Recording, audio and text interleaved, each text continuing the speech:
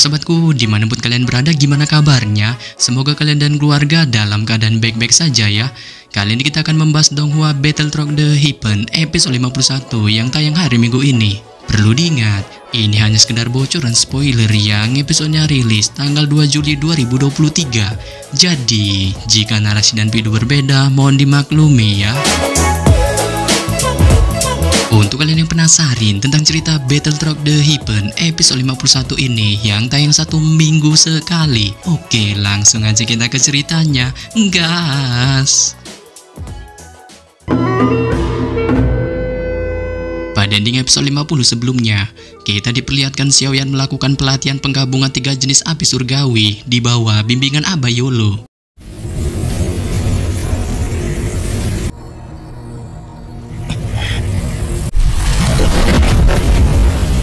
Namun setelah mencoba menggabungkan ketiga jenis api surgawi ini, kemampuan Xiaoyan tampaknya masih belum cukup, sehingga membuatnya mengalami kegagalan.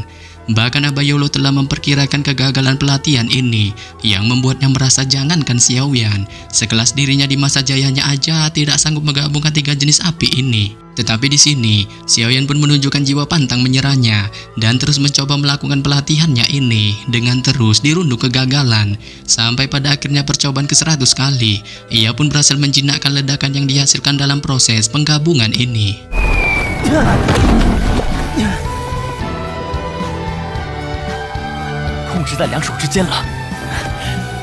Dan setelah Xiaoyan mengalami kemajuan dalam pelatihan penggabungan ketiga jenis api surgawi ini, seekor burung mengirimkan surat yang berasal dari Xiaoli, berisikan pesan mengenai persiapan tempur yang sudah matang.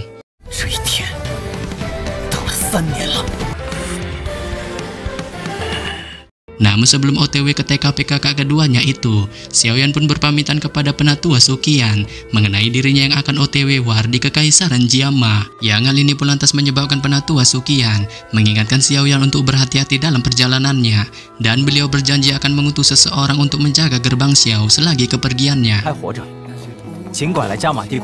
Tak lupa pula Xiaoyan juga berjanji kepada Xiaome dan Xiaoyu akan membawa mereka kembali menemui para anggota klan Xiao. Namun Ratu Medusa yang tampak cerumbu dengan percakapan Xiaoyan dan 2 bidadari klan Xiao ini pun segera menyuruhnya untuk OTW, menyebabkan Xiaoyan pada akhirnya memutuskan untuk pergi.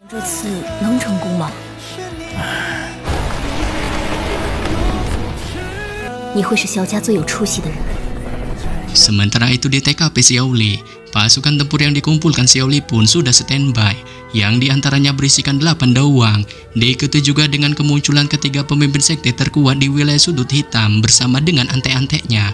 Tetapi ketika melihat tidak adanya kehadiran Xiaoyan, ketiganya pun menanyakan tentang hal ini.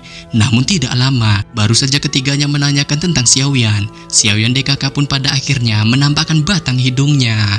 Nah, ini dia bocoran spoilernya. Setelah kemunculan kelompok Xiaoyan yang menyebabkan ketiga pemimpin spontan terbelalak keheranan, Xiaoyan segera tersenyum ke arah Xiaoli dengan segera menunjuk ke arah Ratu Medusa DKK di belakangnya, sembari memperkenalkan mereka yang semuanya adalah bestinya. Yang hal ini pun lantas membuat Xiaoli yang mendengarnya segera menunjukkan raut kegirangan di wajahnya saat ia bisa melihat dengan jelas serta merasakan kelima besti Xiaoyan ini memiliki kekuatan yang sangat OP. Dan setelah mendeteksi kekuatan dari Ratu Medusa DKK, Xiaoli pun segera menunjuk ke 8 sosok manusia yang berbaris di depannya, sembari juga memperkenalkan kepada Xiaoyan mengenai 8 orang ini yang merupakan para ahli yang berhasil dikumpulkannya di wilayah sudut hitam, dengan semuanya memiliki ranah kultivasi di kelas Dawang. Yang kali ini pun lantas membuat Xiaoyan segera menatap ke 8 prajurit Dawang ini sembari mengangguk puas, dengan perlahan menangkupkan tangannya ke arah mereka dan sedikit memberikan kampanye membangkitkan semangat mengenai dirinya yang akan memberikan hadiah besar kepada mereka jika mereka dapat membantunya untuk mencapai keberhasilan misi balas dendamnya. Sontak saja mendengar hadiah besar yang dijanjikan Xiaoyan, kegirangan pun segera melonjak di wajah sangat ke-8 prajurit Dawang ini. Saat secara bersamaan, mereka segera menghadap ke arah Xiaoyan sembari serempak meneriakkan salam kepadanya. Yang bahkan salah satu prajurit Dawang juga melontarkan kata-kata beradrenalin yang menyebutkan bahwa dirinya akan berjuang sampai titik darah penghabisan untuk menghabisi sekte Yunlan menyebalkan ini, menyebabkan Xiaoyan yang mendengarnya pun segera menganggukkan kepalanya sembari menenangkan mereka. Dan setelah itu, ia segera menoleh untuk mengalihkan tatapannya ke arah trio pemimpin sekte terkuat di wilayah sudut hitam, yaitu Yin Gutua, Sume, dan Wuti. Sehingga pada saat yang sama, melihat tatapan Xiaoyan melesat ke arah mereka, ketiga pemimpin sekte itu pun segera merasakan perasaan tak nyaman atas tekanan dari tatapan Xiaoyan.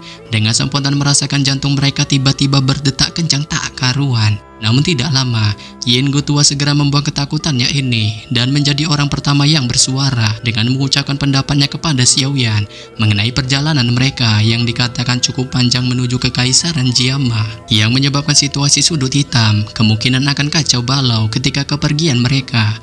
Dan bahkan dipastikan ada praktisi tak berakhlak yang mencoba meruntuhkan paksi mereka, meminta izin kepada Xiaoyan untuk meninggalkan beberapa anggota kuat mereka di wilayah sudut hitam yang bertujuan menjaga paksi mereka.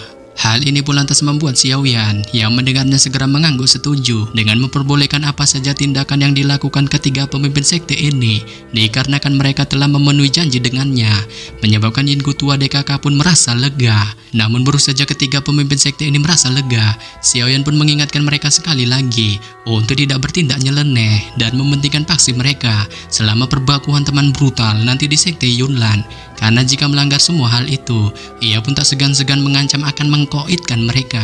Sontak saja mendengar peringatan ancaman dari Xiaoyan, ketiga pemimpin sekte pun lagi-lagi terkena mental dengan menunjukkan perubahan drastis di wajah mereka. Namun pada saat yang sama, Yin Gutua lagi-lagi adalah orang yang pertama meladeni perkataan Xiaoyan saat dia segera menunjukkan tawa di wajahnya dan mengucapkan janjinya kepada Xiaoyan mengenai diri mereka yang akan berjuang habis-habisan tanpa adanya sedikit pun pengkhianatan. Yang hal ini pun lantas menyebabkan Xiaoyan yang mendengarnya segera menunjukkan senyum hangat di wajahnya dan memastikan akan menyerahkan hadiah apa saja yang mereka inginkan ketika misi balas dendamnya ini sukses. Dan setelah memberikan sedikit guncangan mental kepada ketiga pemimpin sekte itu, tatapan Xiaoyan pun melesat ke arah Xiaoli, yang menyebabkan keduanya saling berbalas senyuman. Dengan secara bersamaan Xiaoli memberitahukan tentang rute perjalanan menuju ke Kekaisaran Jiama yang terbilang cukup jauh dengan kendala transportasi yang tidak memadai untuk setiap praktisi di tahap doling selama perjalanan ini. Terlebih lagi untuk praktisi di tahap doang yang tidak seterusnya menggunakan sayap dokinya untuk bergegas menempuh jarak sejauh itu. Yang hal ini pun lantas membuat Xiaoyan yang mendengar info ini perlahan merenung sejenak sembari menunjukkan raut kebingungan di wajahnya. Tetapi di sini, Xiaoli yang melihat kebingungan di wajah adik ketiganya ini pun menyuruhnya untuk santuy. Saat segera, ia meniup peluit tajam dengan mulutnya. Dan ketika peluit dibunyikan, gelombang raungan keras banyaknya binatang pun segera terdengar dengan secara bersamaan. 10 binatang ajaib yang tampak sangat ganas mengepakkan sayap besar mereka dari hutan saat mereka dengan cepat naik menuju puncak gunung dengan mengeluarkan raungan ke arah Xiaoli. Setelah kemunculan 10 binatang ajaib ini, Xiaoli pun segera menunjuk ke arah mereka sembari memperkenalkan kepada Xiaoyan mengenai binatang ajaib tingkat 4 ini yang merupakan binatang ajaib harimau elang dengan memiliki kemampuan spesial yaitu terbang dalam jarak yang cukup jauh. Yang hal ini pun lantas menyebabkan Xiaoyan spontan terkejut dengan tidak menyangka kakak keduanya ini berhasil mendapatkan binatang ajaib tingkat 4 yang setara dengan 10 praktisi Dowling. Serta setelah berbagai hal yang dibutuhkan sudah diaturnya sedemikian rupa, Xiaoli pun mempersilahkan Xiaoyan untuk memulai OTW menuju ke Kekaisaran Jiama.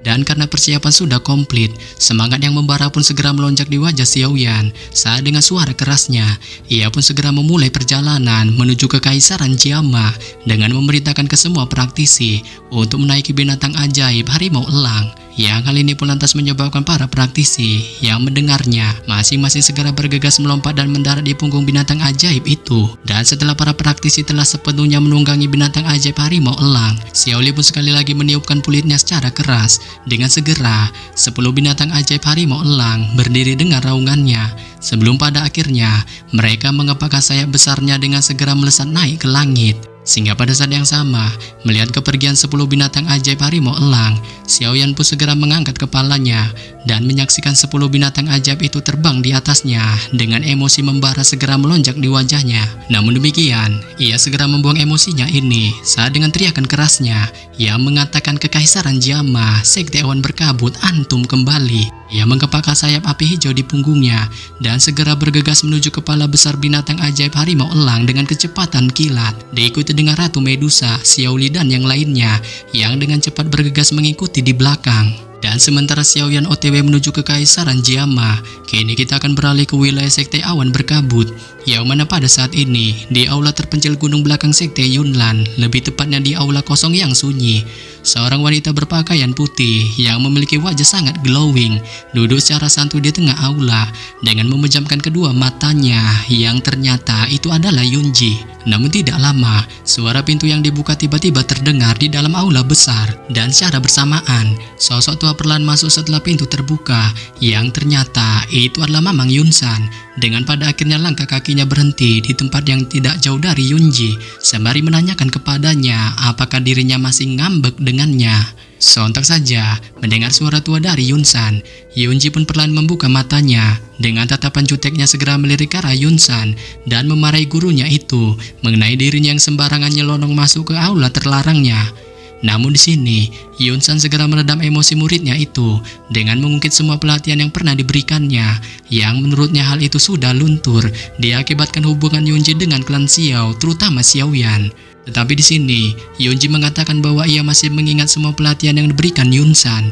Namun ia menyuruh gurunya itu untuk membuang semua egonya mengenai permasalahannya dengan Xiaoyan, karena jika masalah ini terus berlanjut, ia memastikan masalah ini tidak akan selesai walaupun mereka berdua telah mokat. Namun di sini, Yunsan tidak peduli sedikit pun dengan nasihat dari Yunji saat ia berjanji akan menghabisi seluruh anggota klan Xiao, terutama Xiaoyan.